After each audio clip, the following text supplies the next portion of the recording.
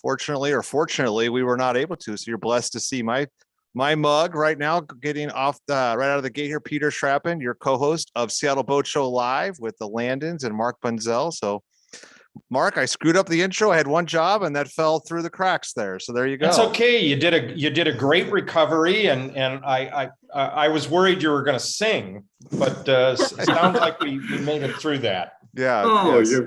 I was going to ask for that. I just we were going to pick a song here, and karaoke. That would be a good topic for us. No, we'll save that for a future show. It's a delight to see. Peter, what's been going on? I got a few things to talk about, but what's been going on in your world? Yeah, it's been a little quiet. We've got Seattle City Council elections coming up in early November. Those are huge races. When you think about, I don't know, Harbor Patrol and the funding of the Seattle Police Department, for example, those are the sorts of offices that determine budget. So we had a big forum at Packfish Shipyard last week. We had every city council candidate there. We had Seattle mayoral candidate Bruce Harrell there, and we had the Seattle Port Commission candidates there as well. There's two big races on the Seattle Port Commission as well. And all those voters outside of Seattle in King County get a vote on those Seattle Port Commission races. A little bit of false advertising there. And there are a number of marinas in the Seattle Port Commission portfolio. So yeah, it's campaign season. There are forums. There was a forum last night. It's a little bizarre given the hybrid nature of things. So you're not seeing a lot of doorbelling. You're not seeing a lot of sign waving. You're just seeing a lot of, I guess, ads online and probably on television and some Zoom forums. So that's going on right now. I would say campaign season, Mark. And there's one legislative interest I would note. It's requiring life jackets on human-powered craft. That surfaced last year. It's a 2-year session, so it will definitely be back up next year. And the prime sponsor, Representative Cindy Ryu out of Shoreline, is interested in running that bill as well. And there's human-powered craft, there's small vessel requirements for life jackets. So that's kind of all in the mix right now. And we are just sort of hearing the details again as we are refreshing that part of our brain that's been dormant for a few months since the legislative session ended in early April. So there's been a few stakeholder meetings, and stay tuned on that.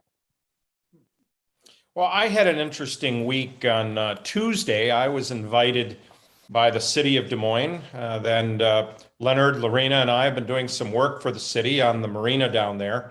And they did a test run of a potential foot ferry from Des Moines to Pier 57. And it was just a gorgeous day on Tuesday. We had incredible turnout of local politicians. I got to spend some time getting to know Stephanie Bowman, running for the re-election for Port Commission, and she was a wonderful person and very knowledgeable about these areas. And it's good. I feel good that we have some people in our elected offices that have really gotten down and understand the issues and really trying to do the right thing. So that was fun. And it was a 45-minute ferry ride right to downtown, and a catamaran running along at 25 knots. So I got my boating in then. Prior to that, last Friday when the winds kicked up, I was out giving a presentation to the Grand Banks Rendezvous at Roche Harbor. And sure enough, right about the time that I was talking, the winds picked up to the 40-knot gusts, and that was exciting, as well as the ferry ride back to Anacortes had a few waves out there. Nothing really too bad, but it was always interesting to see weather come up like that. Theatrics, Mark, a little accentuating to your speech, no doubt, correct? Oh, yeah, it did. It kept everybody awake, is what you're really trying to say. Thank you. No, I talked to them about a topic that we've been talking about on our shows, and that's what's 2022 going to look like? And we've seen a number of indications with what the border is going to look like, what COVID issues are going to look like. And most importantly, though, as I was telling people, that get ready for the 2022 season now. We're finding that the repair yards are still backed up by several months. And if you need work done on your boat, book your time now, because it's going to be tough after the first of the year to get somebody to look at your boat before the boating season starts in May and June. So that was the key message. And Leonard, Lorena, and I are talking about a future show, probably after the first of the year, where we're going to talk exactly that. What's 2022 going to look like? And Mark, don't forget, or I'll just put the plug in here that in the 2022 Waggoner, thank you. We have, on that same vein, we're doing in each chapter or each section, we're doing a COVID consideration. So a short paragraph or two that are unique and targeted to the area that we're talking about. So for instance, in the Johnstone Strait, for instance, it's unique to the characteristics of what happened with COVID in 2021 in Johnstone Strait, in the vein of the reader looking at it and trying to anticipate what 2022 season is going to look like when they're planning their trip. So we're doing that for each of the chapters and each of the sections areas so that a reader might get a feel for how to plan for a trip. But was it an area that was locked down totally? Did it have things that were open? Were there restrictions and that sort of thing? Yeah, I had related to that, I had an interesting experience earlier this week at the Wagner Guide office in Anacortes that two people called me ahead of time and came into my office, and it was Peter Schrappen's in-laws. Keith and Kathy came in, and they had stopped at the Capsani Marina, and they were working to get their instant COVID test. They had bought a kit, and they needed to literally, I don't want to gross anybody out after dinner, but they had to spit in a vial, but it had to be observed by somebody on a video call like this to ascertain that they had actually spit in the vial and then put it in the box and sent it off to a lab in New Jersey. So I did get a follow-up message from Kathy today that they did cross the border. They said the ArriveCan app, they used it as we recommended, but it was pretty cumbersome and wasn't very smooth to work with it. But the agents were very courteous. Took a little while, but Peter, your in-laws are now cruising around British Columbia and hopefully enjoying this beautiful weather we're having. Well, that Dr. Bunzel, you saw a side of them I've never seen. Both Keith and Kathy spitting, maybe synchronized. I'm not It's sure. not something that you want to see, actually. I don't I want to have suspect. any more humor at their expense. They're not here to defend them. Sure. No, let's continue on. No, they made it to Sydney. There was a boat show going on this morning that my father-in-law was able to enjoy. So yeah, all is good for them as they were able to make it over the border. And Peter, I'll mention this. I don't know if you know this, but I knew your in-laws before I knew you. Oh, okay. Before you were in the job with the NMTA, I cruised with them up to Alaska. Fun. Yeah, that's one of their highlights. Definitely my father-in-law's highlights, and my mother-in-law is always a good sport when my father-in-law has a vision. So yeah, that's great. That's great. So I know we've got, Speaking of COVID updates, Leonard and Lorena, you have a few things, right? Yeah, well, this is updates in the local area. This one is Cypress Island right here near Anacortes. And this is a good news and a bad news story. The good news is that over the summer, DNR, because all Cypress Island is DNR. And of course, two harbors right now, actually 3 harbors, have had mooring buoys on Cypress Island. And over the summer, DNR added 4 new buoys to a small unnamed bay right between Eagle Harbor and Pelican Beach. They also added 2 buoys on the west side of Cypress Island at Smuggler's Cove. And that's the good news. The bad news is that apparently, as in the permitting process that happened, there was a glitch in that. And as a result, DNR is going to have to remove all 6 of those brand new buoys.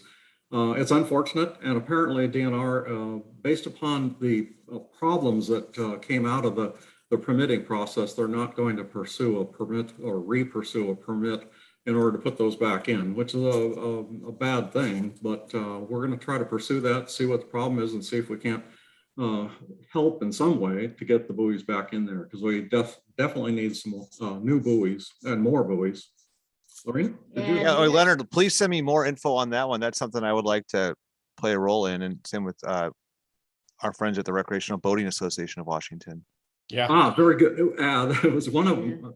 We're just talking with Mark about that, and I was asking whether Arbaugh would get involved in that. Oh. Yes, it was apparently a glitch in the Corps of Engineers process that they go through in reviewing the permit, and they thought the permit was done, but apparently there was some problems with that, and they had to pull those. Again, if there's any way that we can get those 6 buoys back in there, that would be wonderful. They're in beautiful location. And we were just about ready to put it in the 2022 Waggoner guide, and we were confirming our information. Yeah, and had to kind of pull that out, unfortunately. But yes, we will make sure you're involved. Yeah, I like to be Missing step with the native tribe, correct? Yeah. The okay. missing step There's a tribal review issue, apparently. And So it's then we have- complicated. Yeah. And you have some news about the border, US border. So just wanted to update on this is the US border. So obviously with the border into Canada was the issue over the summer. They opened that up, and the US border was open and is closed and is remaining closed to foreign nationals. So Canadians coming this direction are not able to come in through land crossings. They can come in through air crossings and have been able to do that. But land and water crossings are still closed at this time, and that will be at least through October 21st, unfortunately. Apparently on the air crossings, we're getting word that if you're coming into the US by air, sometime in the future here, they will be looking for proof of vaccination in order to come in as well. So. And then coming back, of course, again, that's US border closed through October 21st. But if you're a US citizen returning home, that obviously does not restrict you from returning home. So if you're up voting in Canada, no problems getting back home. If you're a US citizen, right? Yeah. So what they want you to do when you're coming back into the United States is they highly recommend using the Roam app. We got notification that they have updated the Roam app to include cruising permits. And then we also got word that the new version of this, CBP1, is going to be delayed. So the development of that is delayed, and we'll continue to use the Roam app. So and we're pretty much telling people for next year, plan on these apps, both for Canada and for the US, as important things to have updated and ready to go in your system with all the data inserted.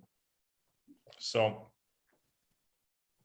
one last thing with that, as we said earlier about getting testing, when you're going into Canada, they want you to have a test within 72 hours of your entry.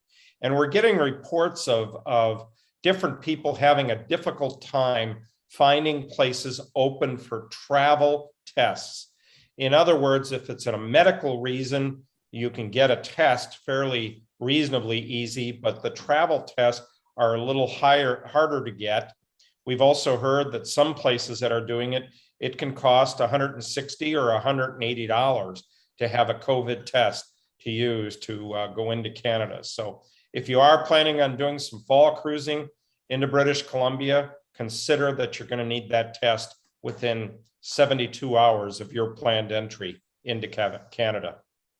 Yeah, we had one of our field correspondents, John Shepard, is headed up and he was doing some planning and he was trying to get an appointment for the COVID test and was having trouble finding open slots for appointments.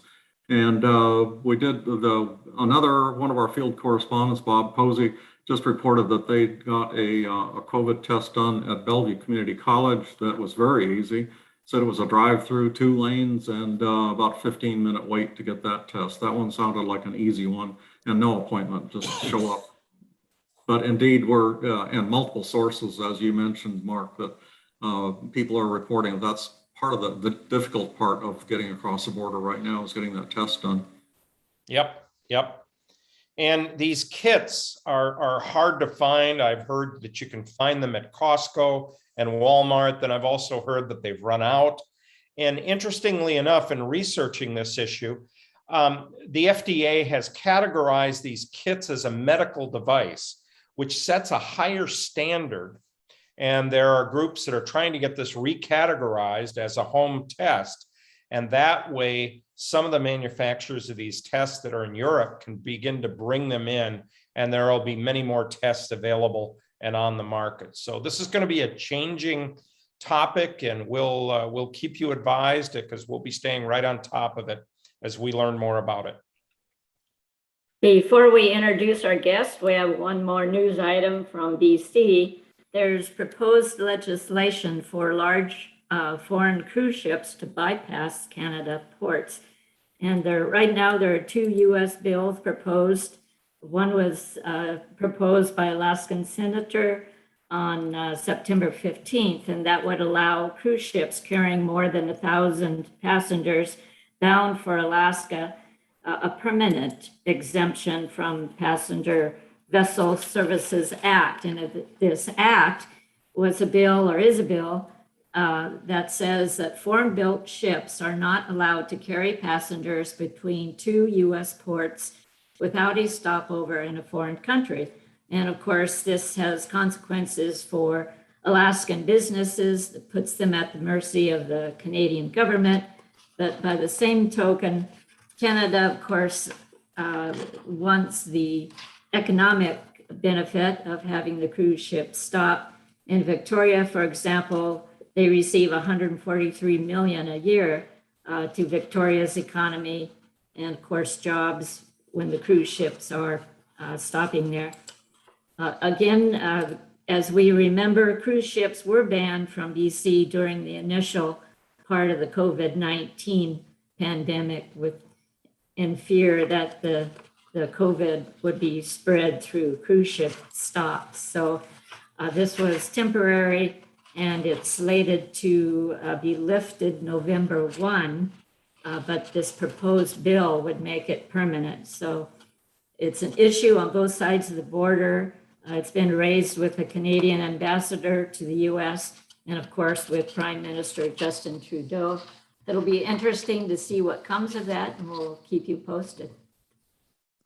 Yeah, that actually kind of surfaced on the pleasure side when the Canadian border was closed and we had boats with cruising licenses so cruising license expired. They would then have to clear in Mexico because that was the closest foreign port. So you're in Alaska, you've got to go down to Mexico for I think 2 weeks, then come back to Alaska. So we were able to actually have a timeout and have a nice conversation with CBP, Customs and Border Patrol. And they were allowed to then give us exemptions or give those vessels exemptions so they could just hunker down in Alaska, continue to spend the gobs of money that they do spend. Yeah, this is all part of the Jones Act, and you'll hear this repeatedly. Peter has worked on a number of Jones Act issues that go back when we were setting policies to protect our shipping community, and it's really pretty antiquated and really needs to be completely re-examined. And Peter, I don't know if you agree with me, nobody politically seems to want to touch this. Yeah, exactly. That's the third rail. It surfaced, Mark, and Landon's in Anacortes not that long ago when Dakota Creek had that new vessel that had some foreign steel put into it, I guess by accident, and we were not able to get that boat off the hard.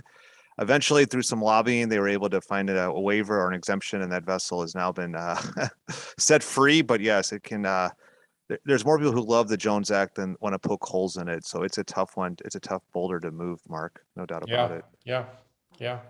I did want to make a personal note that this will be my last show as we look at the future of this show. I know that we'll have our show next week, but I did want to say hi to everyone at home and thank them so much for watching me through a year and a half. It's been a kick in the pants to be on the show with the Landons and Mark, and I'm excited to see how this show goes in the future. But I did just want to mention that and thank everyone at home and thank Katie McPhail for making us look so good, twisting those dials in the back like she has. So I wanted to tip my cap at this point of the show, and looking forward to hearing from Kevin Haistings, who's someone I've known for a while as well, to hear what he has to say about Harbor Patrol.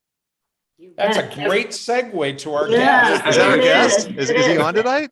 Thank you, Peter. Yes. Thank you. Yes, Sergeant Kevin Haistings is with us from the Seattle Harbor Patrol. He has over 36 years of experience in law enforcement, all of it in the Seattle area.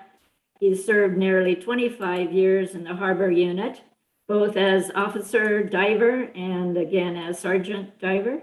And he is an active boater himself. And when he's not on duty, he's off boating. So welcome, Sergeant Kevin Hastings. Evening. How are you? Thank you for joining us. I'm kind of curious, what kind of boat do you own as a personal boat? Well, I like to keep my off-duty life kind of incognito. I don't know. Oh, that's okay then. I don't want to probe. We're off to a rocky start. I have a 1998 Cruisers Incorporated sedan style bridge. Nice. And it goes how fast? Well, I've been told I pass everything but a fuel dock, but that's not true. I woke my wife up on our last trip and pointed out that there was a boat passing us. Yeah, yeah. And you carry a blue light on board just in case. No lights. Planes at 22 knots, anything below that, I might as well just go 6 knots because it's burning way too much fuel. Yeah, So- yeah. Well, I think it's fantastic that you're a boater and have that perspective as well. And tell us about what, a lot of people don't really understand the harbor police, and it's out there. And I know one of your compatriots who's since retired, and he told me that so often fire gets the credit. If there's a rescue on the water, everybody thinks it's Seattle Fire and not the harbor police. So tell us about what is a typical day for the harbor police. Nothing's really typical, but the question's been asked before, and my quick definition is, Peter will appreciate this, my elevator speech, if I was running for office, basically, if you call 911, but it's on the water, Harbor Patrol response. A third or more of our unit are EMTs. We're all given basic and advanced Marine firefighter training at the State Fire Academy. We carry bunker gear on the boat, and everybody out here is a diver. So if it's on the water and you call 911 in Seattle, we're usually going to get the call, and we're usually going to be one of the first boats on the scene. So we can be backing up patrol on a domestic disturbance on a houseboat. We can be out there helping look for lost children at 2 o'clock in the morning with our flares, along the shoreline in a park. By the way, some of those flares are pretty good. You can see the rats as they're running around by Magnuson Park from 150 feet offshore. So, finding a child running around shouldn't be too difficult. So it's a little bit of everything. Kevin, when did you know you wanted to be a police officer? That's a good question. I think as I was in the construction business and things were really starting to take a downturn, I enjoyed being outside, didn't really see being in an office. Going into law enforcement provided you that opportunity that you're outside a lot, got to help people. I grew up here boating. My grandparents were active on the water. I grew up in Seattle, and when I was looking into the law enforcement, I knew Seattle had the only 24/7 Marine unit in the state, still do. It was clearly something that I thought was part of what I wanted to do at some point in my law enforcement career, was to come out to harbor.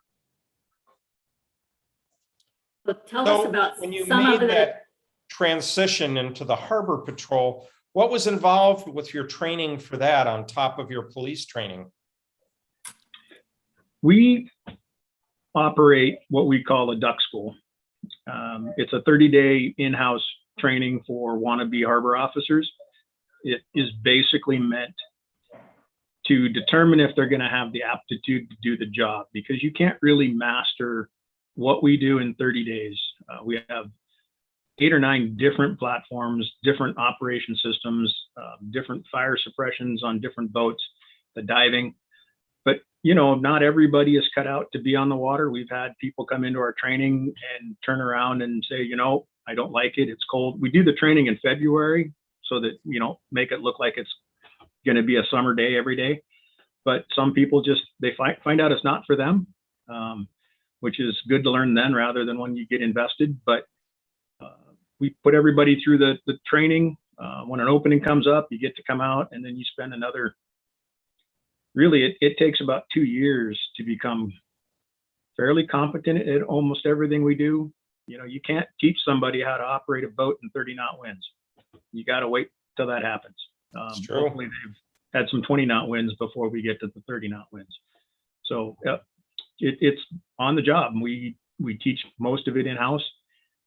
We do have the opportunity. We can send people to the state parks boating safety program, run through through the parks department. We'll put people there. We used to have instructors as part of that, but as staffing issues have changed over the years, we don't really have the luxury of being able to pull people out of our unit and send them out to other parts of the state to help train other officers.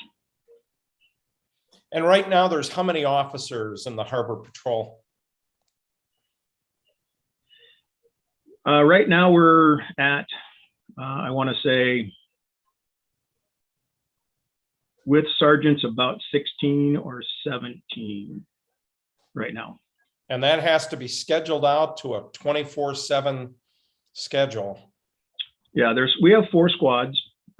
Each squad has a supervisor. One of the squads is right now, honestly, 2 officers and a sergeant. My squad is 3 officers and a sergeant. And 2 of the other squads are 4 officers and a sergeant. And we'll be making some staffing reassignment so that the one unit that only has 2 officers will have 3. But as it works out with 4 people, somebody is almost always off, either mandatory for leave that they need to take before the end of the year and or training. So we're usually running, right now my squad pretty much runs with 3 people every day. And that means 1 or 2 boats out on the water, or? Pretty much one boat. Okay. Boat and somebody else in the station for reserves if we need to bring out a different boat, need to bring out different equipment, get a different call. I mean, you know, things happen. So how many vessels are there in the patrol? How many boats? we have 10 or 11 different. Some of them are very specific platforms. We have a boat that houses our technology, so it carries our ROV, our side scan sonar, can be set up as a backup patrol boat if we need to, but it's sort of purpose built for underwater searches.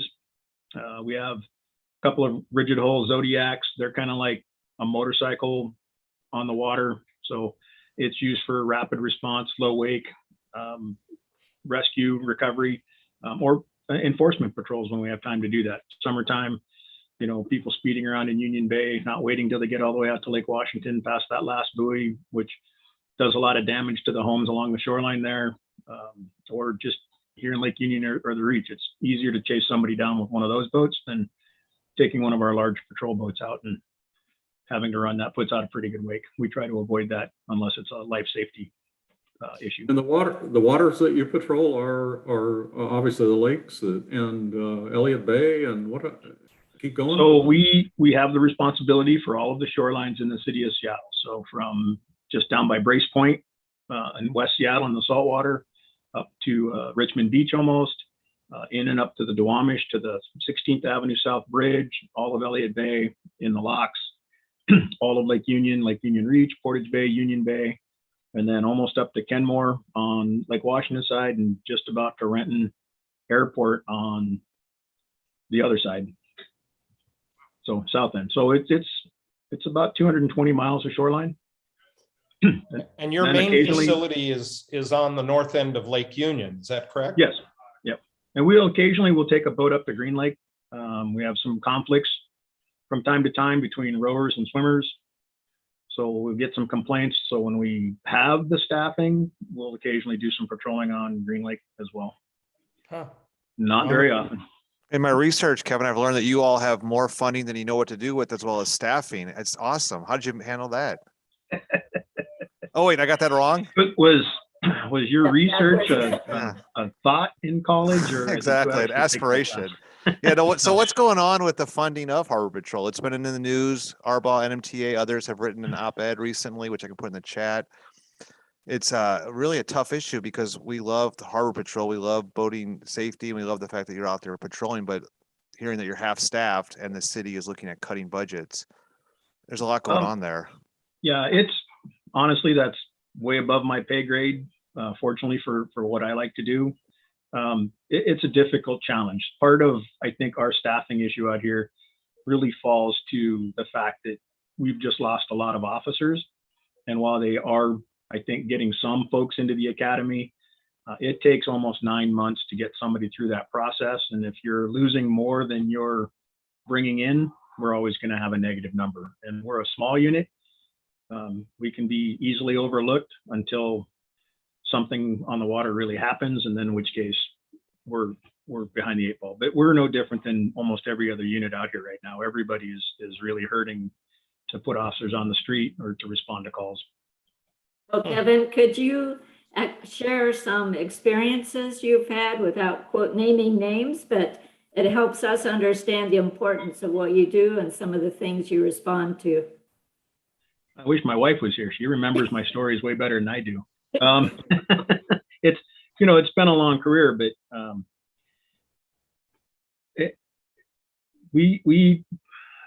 number of people I've pulled out of the water, and you've walked away knowing that had they been in the water in February, another 15 minutes, they probably weren't going to live.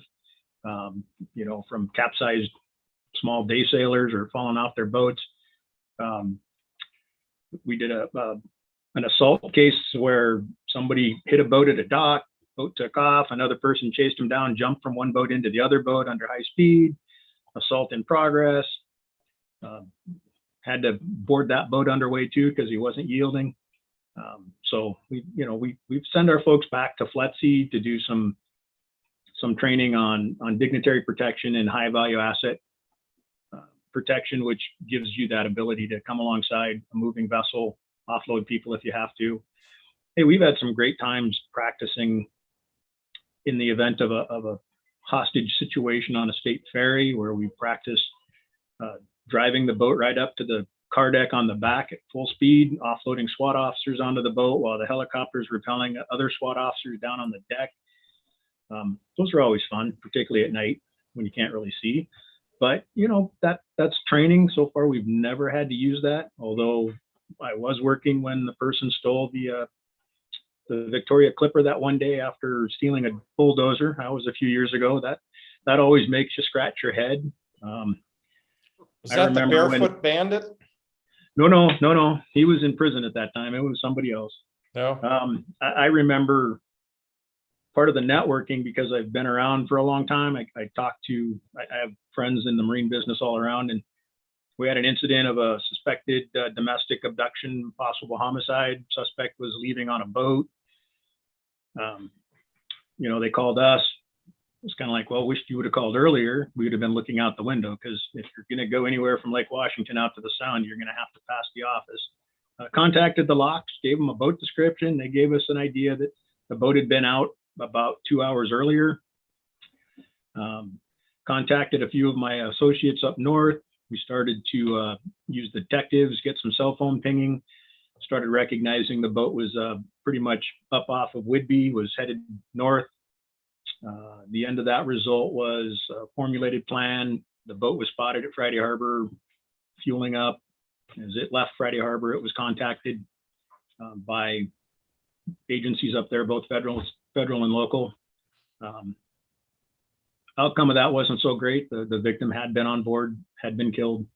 Suspect committed suicide as the boats approached, but he didn't get to Canada.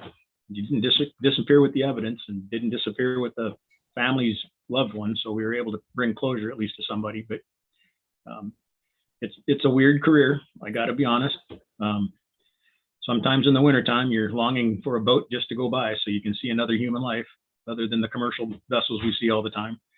But then there's times where you just don't have enough people to cover everything. I think I've actually been on the radio before and told the dispatcher that the city's out of harbor boats.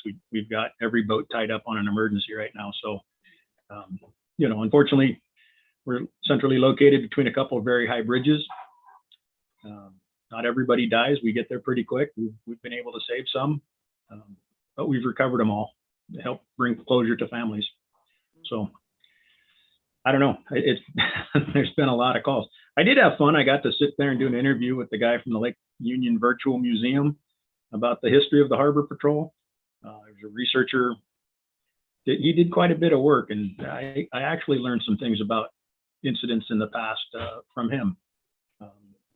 And you brought up my coworker that recently retired that's now living down in Arizona. Oh no, it was a different coworker that recently retired. He actually mailed me a 1956 Popular Mechanics magazine that had about a 5-page article of the frogmen of the Seattle Police Department. So it was sort of pre-harbor, but it was a couple of guys that had recreational diving, and if they had to go do some calls, they would go get their gear in their car, they'd do their calls. And I remember in the article they talked about their emergency notification system to the officers on the surface was they carried a bag of ping pong balls in their pocket, and if they got stuck or in trouble, they would release the ping pong balls. I thought, well, that's kind of ingenious, but if you're the only 2 frogmen, who's coming in to get you? So they didn't answer that in the article. Anyway, so just it's I don't know. It's been a good career. So Kevin, are all of your officers divers? We had one that wasn't able to dive, but after about 2000, being a diver is a requirement of being in the unit. So you have to be able to maintain your physical fitness. You have to pass an annual dive physical, and you have to keep up on the dive skills and the training dives that we do.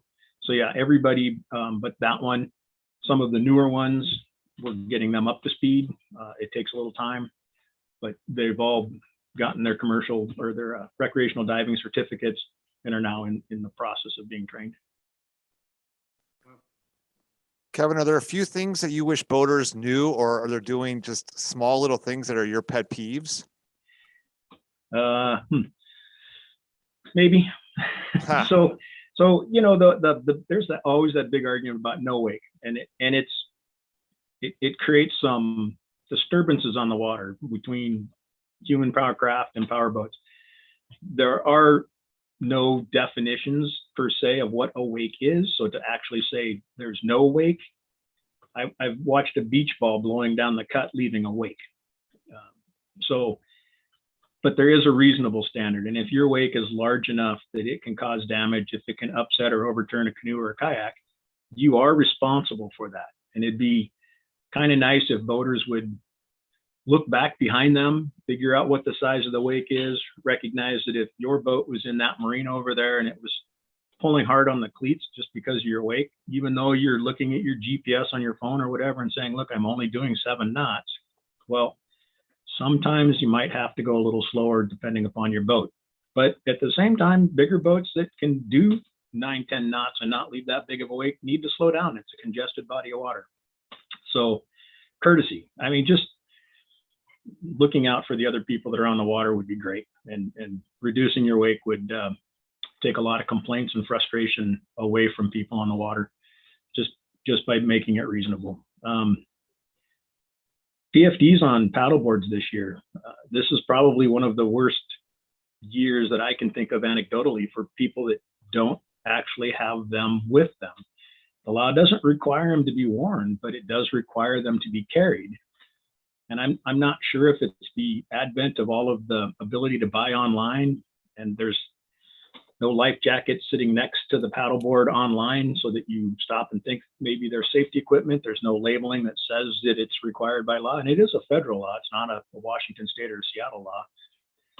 But this year, I'd say well over half the people that have been on the water, they're not even carrying a life jacket. So getting people to recognize that would be good. I know with my role with ARBA, the bill that Senator Ayu put up last year and that's coming back this year, that'll be an interesting challenge. There's some stretches to that will be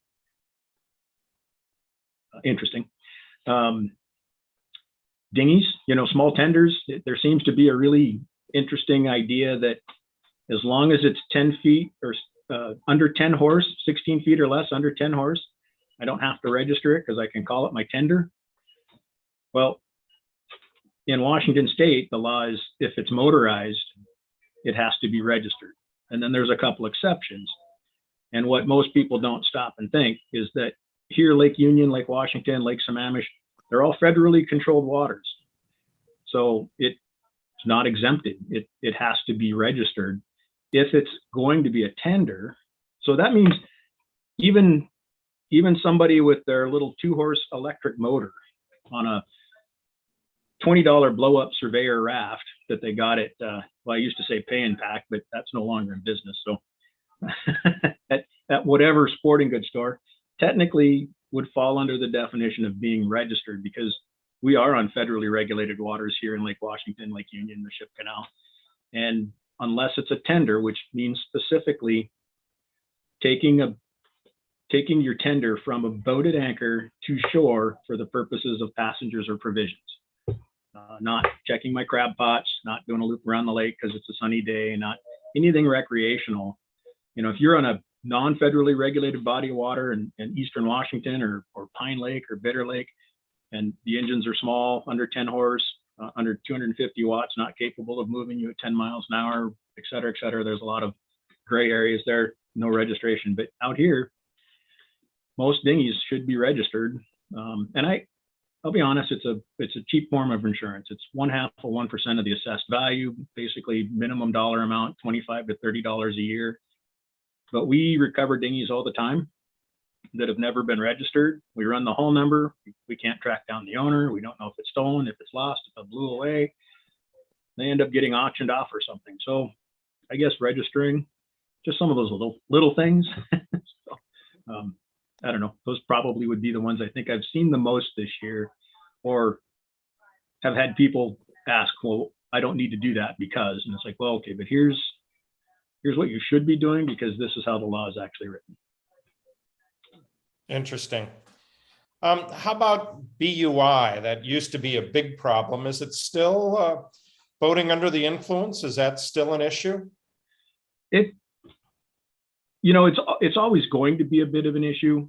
We don't run into a lot of severe BUI incidents nowadays. Obviously, there are certain times of the year, 4th of July, where everybody's anchored out, or sometimes Seafair, where there's a higher need for the emphasis and awareness of what's going on. I do think it's interesting. In a lot of ways, the younger generation, and I kind of refer to that as my 2 sons, who are both right on the crest of 30, but they have a lot more, I guess, awareness of just not drinking if they're going to drive. I mean, they're the kind of the Uber generation or whatever. And I think that some of that translates over onto the boats. If they're going to party, then they're going to have somebody else be designated as drivers. So I think some of that problem is kind of slowing down, but on the water, what you drink affects you much quicker and more significantly than what you would drink sitting in a bar, sitting at home. And it's just the fact of the dehydration factor from the wind, from the sun, the waves, the visibility. You're just not all there. So really, it's best to wait till you're secured for the day before you, as the operator, decide to pop open a cold one. And I like to tell people, you're bringing your friends out. It's your responsibility to make sure they go home safe, so that they all go home, and then you can have your beer. But it's still there, but it's not as flagrant, I guess, of a violation that you see anymore. You don't see it as much. So that's good to hear. It's good to know. We got a question, and I'd encourage everyone at home to use the chat box for questions. Our friend Diane Landers asking about how often you give out tickets, Kevin, for excessive wakes. As a rower, she can often be at the wrong end of those wakes, and she's wondering if Harbor Patrol should be doing more. We don't really have a specific violation that you can write excessive wake for. There's no actual excessive wake rule, law, or definition. So what happens if we have a wake that we think is too large? We'll usually stop somebody, we'll identify them, we'll get their information. If we get a report of damage, then we'll transfer that information over to the people that are suffering the damage. Their insurance companies can deal with the fallout of that. Really, at the end of the day, we would have to go into a wake that is so large that we're able to try to define it as negligent if we were going to actually write a ticket specifically for the wake. And that's going to be a challenge to do, because also those things require us to witness them. because of the way that the laws are written, we can't just take somebody else's word. If there's damage, you can kind of show that there's damage that's there. We can't necessarily prove who did it, but if we saw the large wake, we can identify the person. If it comes back that it right around the same time this damage plate comes out, then we'll transfer that information over to the people who have the damage and again have their insurance companies deal with it. So I wish that I could say I have a ticket that I could write for a large wake. So I guess I don't really pass those out, but I don't really let people go by without having a conversation with them about their wake and making sure they understand the legal liabilities of what their wake does, that if they upset a canoe or a kayak or a rowing shell, it's their obligation to return and get them out of the water.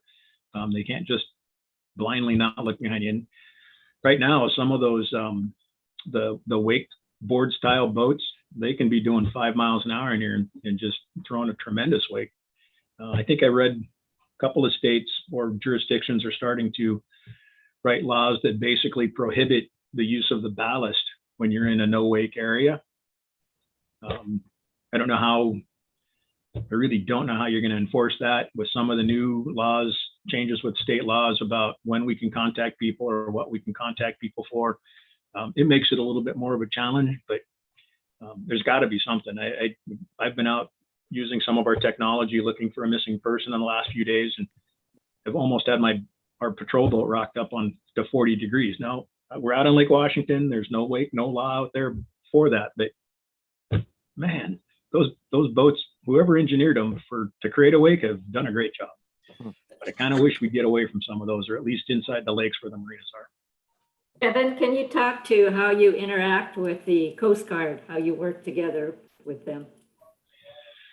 Yeah, so the Coast Guard, we've worked over the years with them really, really well, and then sometimes more passively coexistence, and it changes every time the captain of the port changes. The local Coast Guard officers, every couple of years, they rotate through. So we're constantly relearning who in their chain of command, what their personality is, what kind of job descriptions they're giving to their folks. But there's different divisions of the Coast Guard that you'll see up here. You'll see the Marine Safety and Security teams, and those are the ones that are usually following the ferry boats around for security. Then you have Station Seattle. So MSSTs don't really answer necessarily to the local Coast Guard commander. They have another commander because they're on a different mission, but they're housed out of here. The sector or local Coast Guard, we'll get to know them from time to time. They're coming in to do lake patrols, but every once in a while we might have to mention that we don't anchor in Lake Union. It's against the law, and it would help us if you weren't anchoring in Lake Union, but they're not from the area. And so they rotate from all over the country coming up there. So we get along with them well.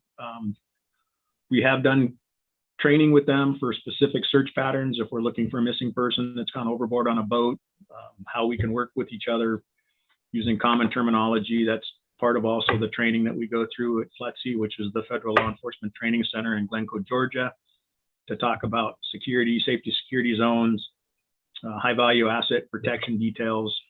So it works. They're a bunch of great people, a lot younger than most of us, a lot more excitable, but they're out here doing a good mission. And we mostly interact with the sector patrol than we do the MSSTs.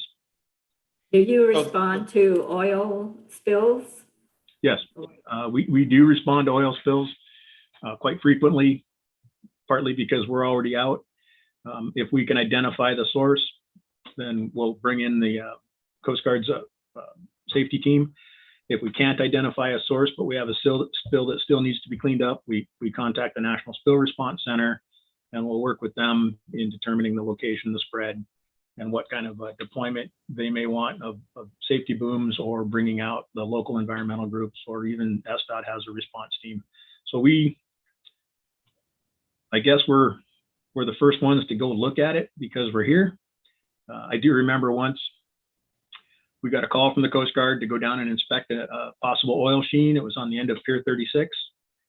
As we established our patrol bases here in Lake Union, so we have to transit the locks down around Magnolia, down to Pier 36. The officer who took the call, while I was overhearing the conversation, asked him if the Coast Guard was familiar with Pier 36, since that's their home base, and did they just want to walk out to the end of the dock and maybe check on the spill themselves. But dispatch is in a different part of the city, not there, but it's kind of like, do you really want us to go to your station to check on an oil spill? But we do respond to spills. We do assist booming if necessary. We don't have the booming stuff here, but we can deploy it from our boats if the spill response team brings it down by trailer. Kevin, speaking of the Coast Guard, can you answer the question why Seattle Harbor Patrol does not do more about the nets on the Duwamish River from the tribes? Well, that's tribal law. So we will respond. We've gone up before. We've written tickets for speeding in some of those, but Fish and Wildlife is the one that's really schooled more on the nuances of how big the net can be, how long it can stretch, where it can go. We deal with the local law as far as speeding, but to be honest, it doesn't really matter. Sometimes the tribe just pays the bill, the fine for the fishermen, and no harm, no foul to them. But it's a frustrating project, and we don't have a lot of people even within our own legal side here from the city that want to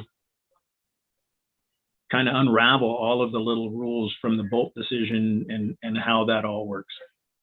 So Yeah, we take a lot of heat from people, but it's a different kind of law. It's a kind of a federal equivalent, and it's something I've worked on and will continue to work on with the Duwamish Yacht Club. Yeah. And that organization. But yeah, frustrating one for sure. It doesn't seem right. I get an earful every year. Not just once a year? Not because they call the station, but because, oh, hey, we're at some meeting or something, or I know these people and they keep their boats down there. And so I spent a lot of time talking about that, but I wish there was more that we could do, but it's a difficult, it's really a difficult rule for a local agency to try to combat that. And it's all over Puget Sound, not just the Duwamish, but it's the one that we hear the most. Well, we hear it here in the Lake Union Ship Canal all the time too. And, we go out at 2:00 in the morning and help calm down disturbances where a boat has run over a net. And, unfortunately, you damage the tribal net, you get to pay the bill. So we tell people to shut the engines off, quit trying to power through the net because you're only doing more damage. And if you honestly make a mistake, my experience with most of the tribal fishermen is they'll help get you out of the net without creating any damage. No harm, no foul, but some people get a little bit angry at 2 in the morning, and that makes the matters much worse. So, Kevin, you've mentioned a couple things. I think a really good point about registering your tender or small boats and the value that can have if unfortunately somebody loses it, that you guys can do your job to help recover that. You've also mentioned wakes and watching your wake. What are some of the other things? And I love it that you're a boater when you're not working, but what are some of the other things that you I know I sometimes shake my head when I see somebody go by or somebody not thinking. What are some of the other messages we can give to people? They build the inside part of the boat for a reason, and sitting up on the bow or the gunnel just to go sightseeing isn't the best place. And it could be considered negligent boating depending upon the action at the time, but not having everybody in the boat or people dragging 1 foot overboard in the trailing wake. I've been to calls where people have been pulled right out of the boat. Most of the time, fortunately, not under the prop, but I've been to a couple where people have been pulled under the boat, serious injuries. So keeping your passengers in the boat. The sun pad that people will lay on the back, it's a great launching platform. When somebody hits the gas, the boat rides up and they roll off the back. Not to mention the risk of carbon monoxide poisoning, just laying that close to the boat that's idling with the camper back effect. So, when the boat's running, people really ought to be in the boat. And I really hate it when I see kids sitting on the bow, holding onto their bow cleat, dragging their feet, trying to touch the water. So we will stop that boat. And without trying to make the kid look like they've done anything wrong. So we're not, you can't, you're kind of careful with your words with the parents, but I'd like to point out that they're taking a serious risk. Maybe point over at the bag of dive gear that we've got sitting there and tell them it's not for shell fishing. We carry dive gear for a reason. So let's keep the kids in. I had a lady argue with me once. She had a young child climbing over the back of the boat, didn't have a life jacket on. He was like 3 or 4 years old, and I said, he needs to be in a life jacket. It's a state law. It's also safe.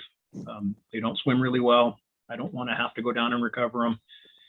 And her comment was as well, he just makes a big fuss when I try to put him on. And I'm like, but you don't have to boat with him then. And maybe if you put yours on, it would set the example to your child. But, a few minutes of fussing, it's going to probably stop. It'd be a tragic day to have to recover a young child because they fell off the boat and they move so fast. And I'm assuming you've seen these things happen and have had to do these recoveries.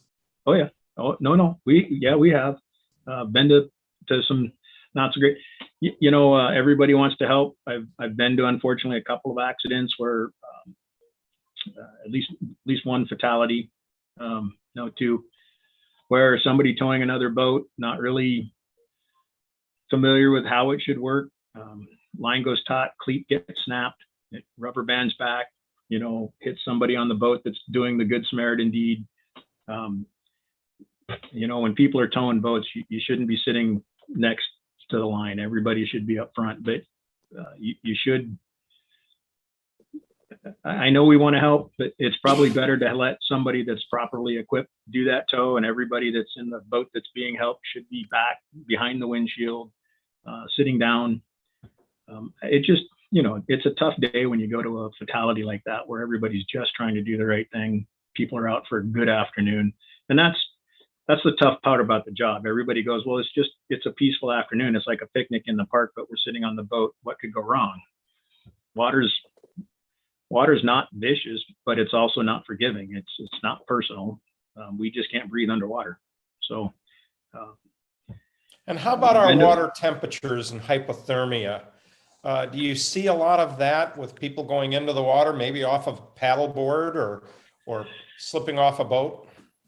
So it seems like with the paddle boards, when the water is colder, they're usually wearing exposure suits, more so than in the summertime.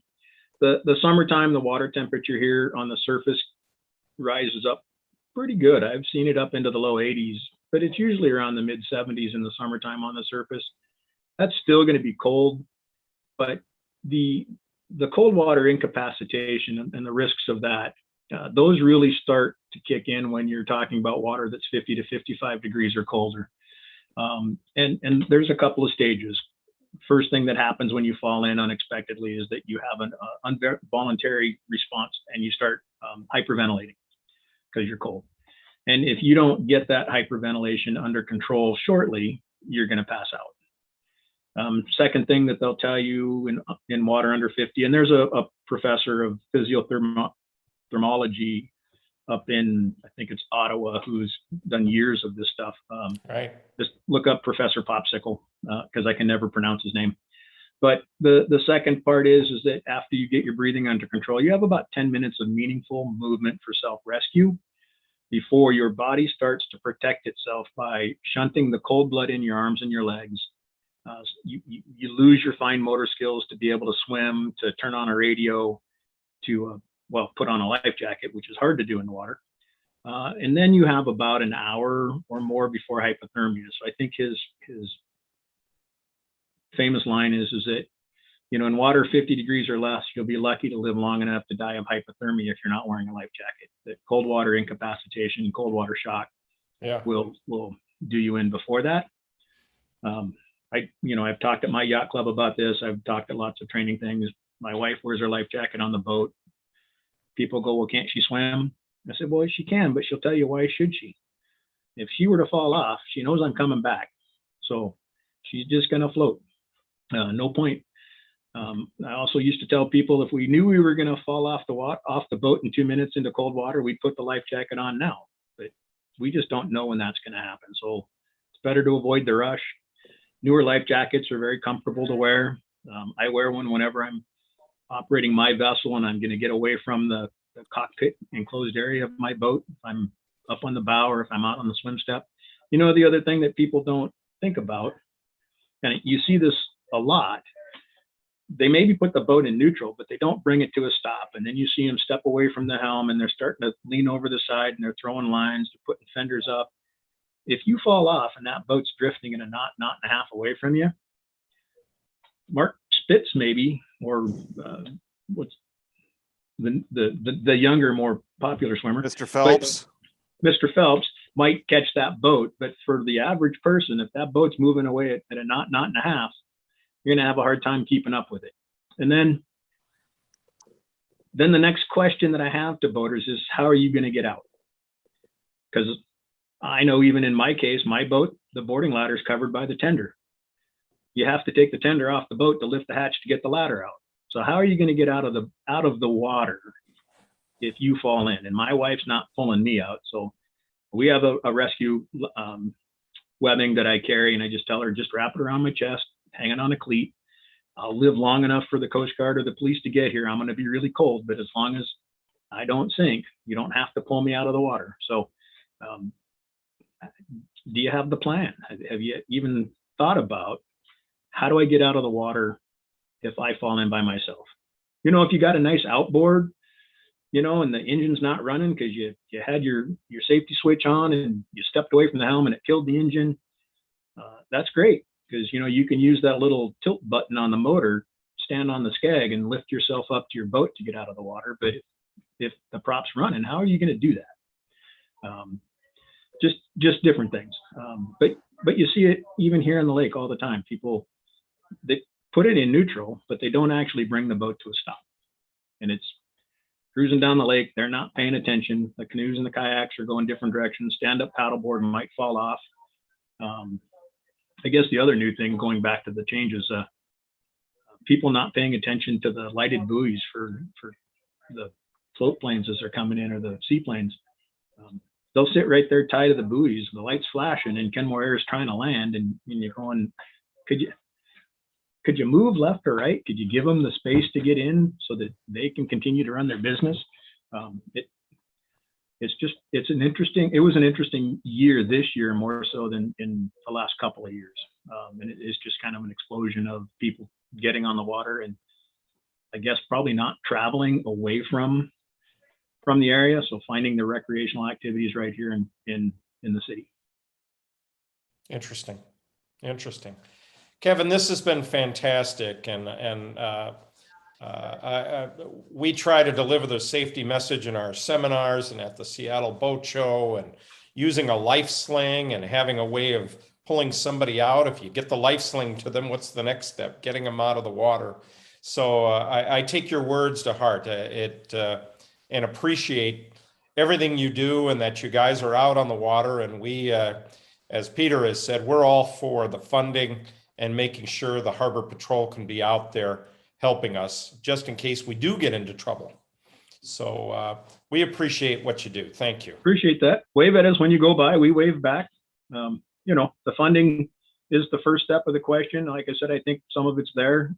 It's going to be the hiring, the ramping up, getting more officers onto the job in the first place to help even the 911 response part. We're just handling calls. So trying to stick it out. We're all hoping it works. Good. Well, we appreciate it, and thank you for coming on with us and talking about this. It's something that everybody, I believe, cares greatly about, and we need to put that cares greatly about it into a voice that makes sure that our elected officials know how important this is to Seattle.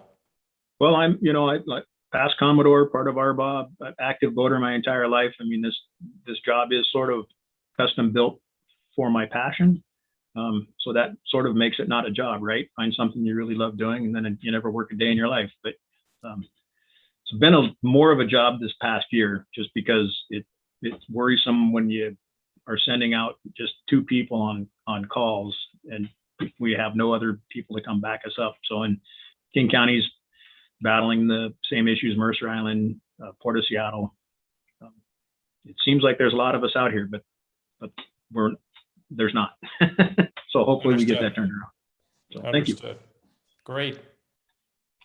Well, and I put Well, in the we're chat, gonna be, thank you, Kevin. yeah, I put in the chat the voter voice action alert that Seattle Lights can send in to their city council members and mayor on behalf of Kevin and his colleagues to do what we can to protect their funding. So yeah, that's what I wanted to say, Mark. But go ahead.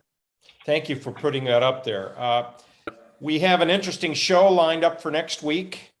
We've got Kurt Dilworth, who's Vice President of Engineering at Tomco Marine Group, makers of the American Tug in LaConner. And Kurt has an interesting story, and he's going to be showing us about this. His friends, one day, he came into work on a Monday morning, and his friends said, you know what? We bought you a boat over the weekend. Wait till you see it. And it was a fixer-upper. And Kurt dove into it, and he's going to show you how he turned this into a beautiful boat. But his message is a low-cost boat or a fixer-upper is not always a good deal. And you'll be able to hear from a pro who knows how to do all this, and you'll see the results. His boat is absolutely beautiful, but he put a tremendous amount of time and money into it. He'll tell you all about it. Should be a good show. So that'll be next Thursday, September 30th, 7 to 8 as always. Good stuff. So I will be at the Northwest Marine Boatyard Conference. So I want to say good night to everyone. Good night, Landons. Good night, Mark. Thanks so much for keeping me occupied those Thursday evenings for the last year and a half from 7 to 8-ish. It's been a blast. So I've had a great time. Thank you, everybody. We really appreciate everything you've done, and it's been fun going back and forth with you. I'm gonna miss that, Peter. Well, people can find me online at peter@nmta.net. So if you've got a burr in your saddle or whatever the proper maritime metaphor would be, don't hesitate from dropping me a line from keeping me company. And we're still going to have you on the show from time to time when we have a hot legislative issue. We're gonna call you up out of retirement here and say, Peter, we need you. Yeah, I'll keep my makeup on the ready then. I'll get that pancake rolling. Please do. Please do. Landons, anything else? Right. Yep. Other than we'd like to put our thank you in to Peter, and we'll miss you too, and definitely have to have you back. So it's a date. Sounds good. Great. Well, good night, Good night, everybody. Be on the water. Good night.